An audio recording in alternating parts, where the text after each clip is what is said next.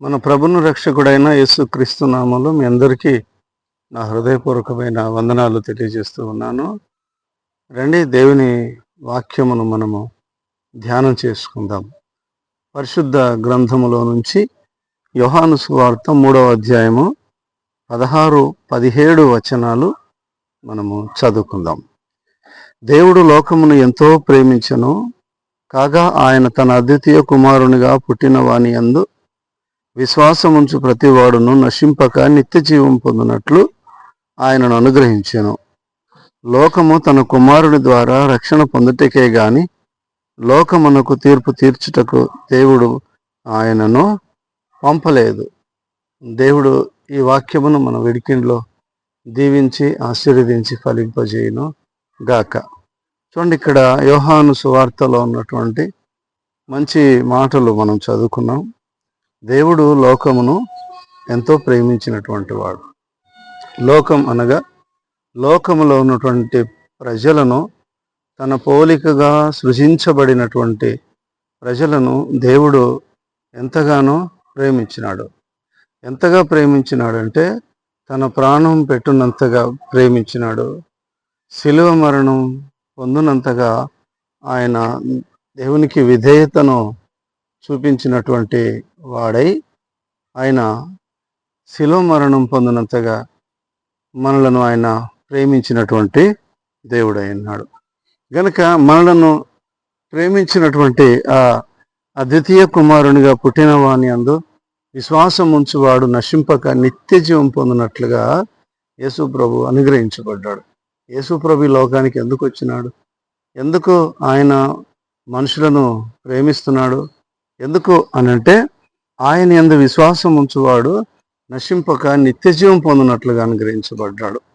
ఆయన యందు ఎవరైతే విశ్వాసం ఉంచుతారో, ఆయన యందు ఎవరైతే నమ్మకం ఉంచుతారో, పాపములలో అపరాధములలో నన్ను క్షమించు దేవుడని, నా యందు కనికరం చూపించేటువంటి వాడని ఎవరైతే ఆయన యందు విశ్వాసం ఉంచుతారో, ఎదుగో మరి శోధింపబడుచున్నప్పుడు, నిందించబడుచున్నప్పుడు, అవమానించబడుతూ ఉన్నప్పుడు, కష్టాలు, శ్రమలు, బాధలు, వేదనకరమైనటువంటి ఇబ్బందులు జీవితంలో ఎదురైనప్పుడు అలాంటి పరిస్థితుల్లో నుండి విడిపించగలిగిన వాడు, శక్తి కలిగినటువంటి దేవుడు, దయా ప్రేమ సమృద్ధిగా కలిగినటువంటి దేవుడు యేసు ప్రభు మాత్రమే అని ఆయనను ఎవరైతే విశ్వాసం ఉంచుతారో ఆయన యందు వారు నశింపక వారు నిత్య జీవం పొందినట్లుగా యేసు ప్రభు అనుగ్రహించబడ్డాడు. యేసునందు విశ్వాసం ఉంచినటువంటి వారు నశించరు. యేసునందు విశ్వాసం ఉంచినటువంటి వారు నష్టపోరు. యేసు ప్రభునందు విశ్వాసం ఉంచినటువంటి వారు పాప మరణముల భీతిలో నుండి ఆయన విడిపించేటువంటి వాడై ఉన్నాడు. కనుక ఆయన యందు విశ్వాసం ఉంచి ఎదుగో నిత్య జీవమునకు వారసులు మనము కావాలి. అందుకోసమే యేసు ప్రభు లోకానికి వచ్చినాడు. అందుకోసమే యేసు ప్రభుని దేవుడు అనుగ్రహించి ఉన్నాడు. కాగా ఇందుని బట్టి తెలుస్తుంది, ఇదిగో దేవుడు లోకమును అనగా లోకములో ఉన్నటువంటి తన ప్రజలను ఆయన ఎంతగానో ప్రేమించినటువంటి వాడు. రెండవ విషయాన్ని చూసినట్లయితే 17వ వచనములో, లోకము తన కుమారుని ద్వారా రక్షణ పొందుటకే గాని లోకమునకు తీర్పు తీర్చుటకు దేవుడు ఆయనను లోకములోనికి పంపలేదు. ఇదిగో మరి లోకము తన కుమారుని ద్వారా, ప్రభు అయినటువంటి యేసుక్రీస్తు ద్వారా రక్షణ పొందుటకు యేసు ప్రభు అనుగ్రహించబడినటువంటి వాడు. రెండవదిగా ఆయన లోకానికి ఎందుకు వచ్చినాడు అనంటే పాపములలో నుండి విడిపించి పరిశుద్ధులుగా చేసి ఈ లోక పాప మాలిన్యము అంటకుండా వారిని కాపాడటం కొరకు, ఆయన రక్షించటం కొరకే యేసు ప్రభు ఈ లోకానికి వచ్చినటువంటి వాడై ఉంటున్నాడు. ఇంకా మనము పరిశుద్ధ గ్రంథంలో మనం గమనించి చూసినట్లయితే 1 తిమోతి రాసిన పత్రిక 2వ అధ్యాయము 4వ వచనములో ఈ విధంగా రాయబడి ఉన్నది.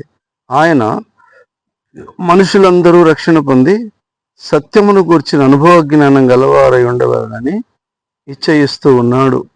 మనుషులందరూ కూడా రక్షణ పొంది సత్యమును గురించిన అనుభవ జ్ఞానం కలిగి ఉండాలని ప్రభు కోరుకుంటున్నాడు. అందుకోసమే యేసు ప్రభుని ఈ లోకంలోనికి అనుగ్రహించాడు. మనుషులందరూ ఎవరు నశించడానికి ఆయనకి ఇష్టం లేదు.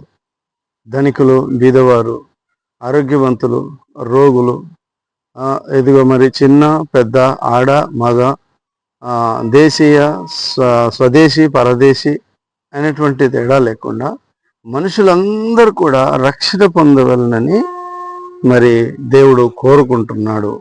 పాపములో నుండి విడుదల పొంది పాప క్షమాపణ, రక్షణ, నిశ్చయత కలిగి ఉండవలనని మనుషులందరూ కోరుకుంటున్నాడు. ఆ తర్వాత రెండవదిగా మరి సత్యమును గుర్చినటువంటి అనుభవ జ్ఞానం కలిగి ఉండాలని కోరుతున్నాడు. సత్యమును గుర్చినటువంటి అనుభవం, సత్యముతో జీవించడం, మరి సత్యముతో ప్రభుని విశ్వసించడం, సత్యముతో ప్రభుని ఆరాధించడం. యేసు ప్రభు అన్నాడు ఒక చోట, నన్ను ఆరాధించేవారు ఆత్మతోనూ సత్యముతోనూ ఆరాధించవలను అని యేసు ప్రభు అన్నాడు. గనుక ఆయన ఆరాధించేటువంటి మనము సత్యవంతులమై అన్యాయం చేయక న్యాయముగా ప్రవర్తిస్తూ, ప్రేమగా ప్రవర్తిస్తూ, ప్రేమతో జీవిస్తూ ఏదో సత్యమును గురించినటువంటి అనుభవ జ్ఞానం మనం కలిగి ఉండాలని ప్రభువు ఇచ్చేస్తున్నాడు. ప్రభు కోరుకుంటున్నాడు.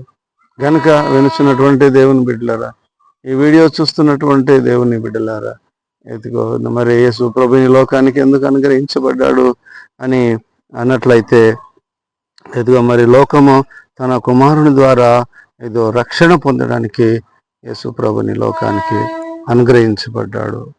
ఆయన తీర్పు తీర్చడానికి ఆయన లోకానికి రాలేదు, కానీ రక్షణ కలిగించడానికి లోకానికి వచ్చినటువంటి వాడు.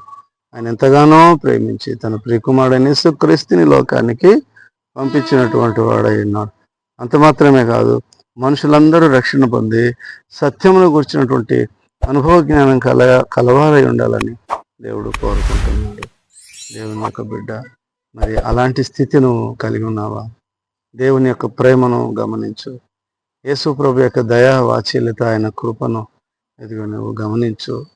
అట్టి విధంగా మరి ఆయన ప్రేమలో నిలిచి ఉండి నరక ప్రాప్తులము కాకుండా తప్పించబడి పరలోక రాజ్యం ముందు ఆయనతో కూడా సంచరించినట్లుగా రక్షణ పొందినటువంటి ఇది వారమై నిత్య జీవానికి వారసులం కావాలని కోరుకుంటూ, మరి సత్యమును గురించినటువంటి అనుభవ జ్ఞానం కలిగి ఉండాలని కోరుకుంటూ ఈ నా మాటలు నేను ముగిస్తున్నాను. దేవుడు మిమ్మల్ని, మీ కుటుంబాలను ఆశీర్వదించి బలపరచును గాక. ఆమేన్.